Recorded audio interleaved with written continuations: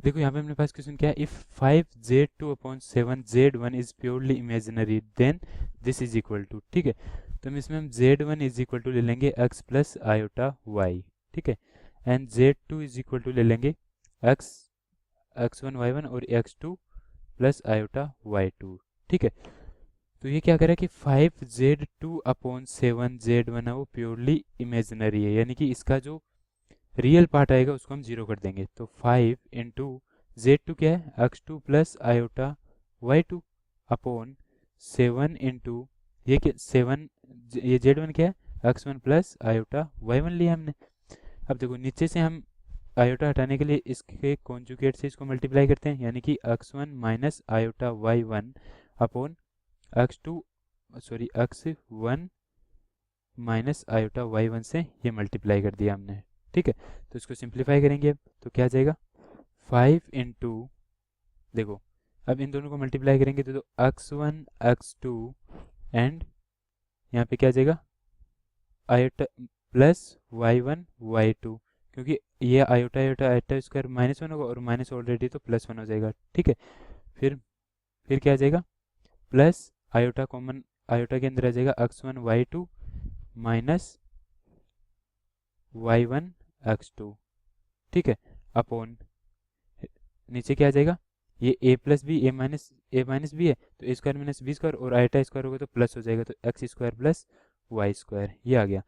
अब इसका इमेजिन, ये एक रियल इमेजिनरी है, प्योरली इमेजिनरी होगा। ठीक है, तो इसका जो ये रियल पार्ट होगा ये वाला पार्ट ये जीरो होगा।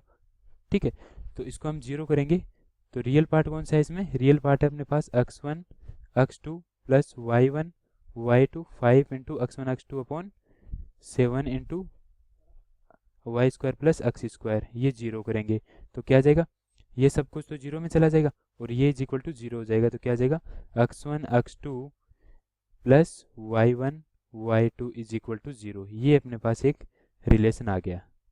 ठीक है, अब देखो इसको यूज करके हम इसकी वैल्यू फाइंड आउट करेंगे। ठीक है, तो ये क्या है 2z1 plus 3z2 upon 2z1 minus 3z2।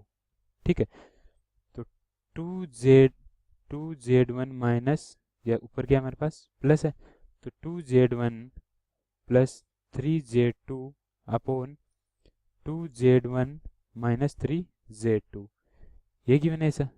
तो इसका मॉडुलस क्या आ जाएगा, इसको हम ऐसे लिख सकते हैं 2z1 plus 3z2 upon 2z1 minus 3z2, ये गिवन है। अब देखो इस तरह से ये प्रॉपर्टी लगानी हमने, तो अब क्या करेंगे हम z1 z2 डालेंगे तो देखो क्या आ जाएगा 2x1 plus 2 iota y1 plus 3x2 plus 3 iota y2 upon 2x1 plus 2 iota y1 minus 3x2 minus 3 iota y2। ठीक है, तो देखो इसको हम ऐसे लिख सकते हैं 2x1 plus 3x2 plus iota 2y1 plus 3y2। ठीक है, अपॉन यहाँ पे क्या आ जाएगा 2x1 minus 3x2 plus iota common ले लेंगे तो 2y1 माइनस 3y2। ठीक है, अब इसका हम यदि मॉडुलस लिखेंगे तो कैसे लिखते हैं, स्क्वायर रूट ऑफ इसका स्क्वायर प्लस इसका स्क्वायर, तो यह आ जाएगा 2x1 प्लस 3x2 का होल स्क्वायर एंड प्लस यहाँ पे क्या आ जाएगा 2y1 प्लस 3y2 का whole square upon square root of ये कितना आ जाएगा 2x1 माइनस 3x2 का whole square plus 2y1 minus 3y2 का होल स्क्वायर। ठीक है, अब देखो अब यहाँ से हम क्या करेंगे, इसका करते हैं हम स्क्वायर, तो देखो क्या आ जाएगा स्क्वायर करेंगे तो square root of 4x1 square plus 9x2 square plus 12x1 x2। ठीक है, प्लस यहाँ पे क्या आ जाएगा 2, ये आ गया अपने पास 4y1 square plus 9y2 square plus 12y1 y2, ठीक है, अपॉन, यदि इसका स्क्वायर करेंगे तो क्या आ जाएगा हमारे पास, ये आ जाएगा 4x1 square plus 9x2 square, यहाँ पे माइनस है तो -2ab यानी कि 6 into 12x1 x2 plus 4y1 square plus 9y2 square -12y1 y2। अब देखो, अब इसमें ध्यान से देखना, यहाँ से 12 कॉमन आएगा इन दोनों में से, तो अंदर क्या आ जाएगा x1 x2 plus y1 y2, और अपन ने एक रिजल्ट निकाला था कि x1 x2 plus y1 y2 होगा 0, तो यहाँ पे 0 हो जाएगा, ये 0 होगा तो ये टर्म और ये टर्म तो हमारे पास 0 हो गई, ठीक है।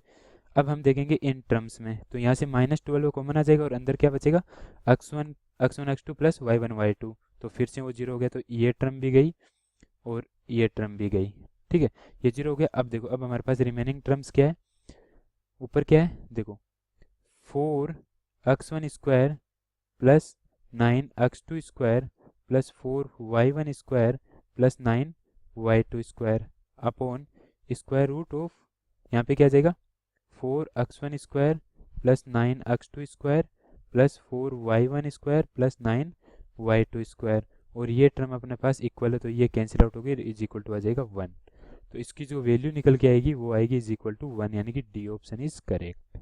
ओके, इजी है, बस हमें कुछ नहीं करना है इसमें, सबसे पहले इसको कॉन्जुगेट से मल्टीप्लाई करेंगे, और रियल, ये प्योरली इमेजिनरी है तो इसका रियल पार्ट 0 होगा, 0 किया, फिर इसमें हम इसका कैलकुलेशन किया और फिर यहाँ से ऊपर वाली कंडीशन अप्लाई की तो इसकी वैल्यू आ जाएगी 1।